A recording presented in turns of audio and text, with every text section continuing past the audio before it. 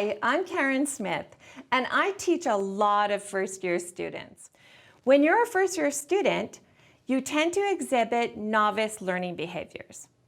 By the time you graduate, you tend to exhibit expert learning behaviors. Let's see what the differences are. Here, we have a list of tendencies and behaviors that novice and expert learners tend to do, and what it takes to succeed in higher education. Let's look at the bottom of the list. For example, novice learners tend not to monitor their own learning. And this is something that experts do very well.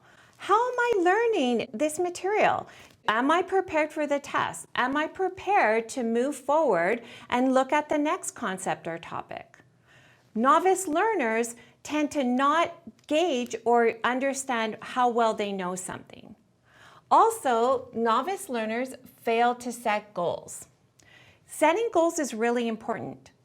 Making a plan for your study periods or for the week, setting those goals, evaluating whether you were able to meet those goals, and maybe resetting new goals based on that is a behavior that expert learners tend to do.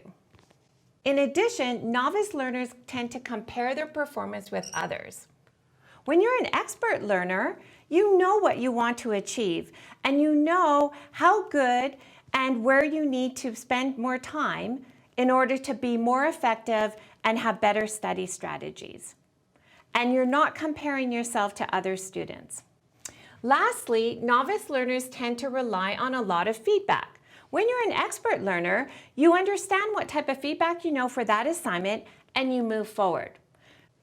With novice learners, it tends to stop them from actually progressing through the assignment and learning the next concept until they get reassured and reassured over and over. Okay, now that you know what not to do as a novice, you could start thinking about how are you going to move more towards expert behavior. And these are some of the behaviors and tendencies that expert learners do. For example, expert learners tend to self-evaluate. All right, so at any point during their learning, they're able to assess, how well do I know this material? Do I need to spend more time on it? Can I progress to the next set of material? How prepared am I for this exam? In addition, what expert learners tend to do is they use their time efficiently. One way that you can use your time efficiently is look at the course learning objectives so that you know what you're supposed to study and prepare for any test or assignment. Expert learners will use quality over quantity. Have you ever heard a student say, I spent 12 hours studying for this test and I barely passed? And other students say, I only spent 4 hours and I got an A. And that's because they emphasize their efficiency of their time when they were studying that concept or those topics. While you're using your time efficiently, one of the things you can do is choose specific strategies to succeed. So an expert learner will know what types of tools and study strategies can work well, whether it's a chemistry class, a physics class, or even a biology class. Lastly, as we talked before, expert learners tend to set lots of goals. And when they set their goals, they reevaluate them. Are these goals working for me? Am I able to achieve what I set in that period of time? This is all part of self-regulation, and it's about adapting your own personal strategies to make you successful at university.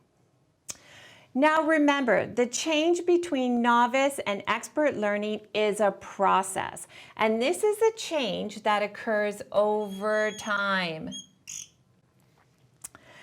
Changing how we learn and our study strategies can be challenging. Old habits die hard. But if you're willing to try new things, evaluate those strategies, you'll have greater success in the future. And I wish you all this success in your university career.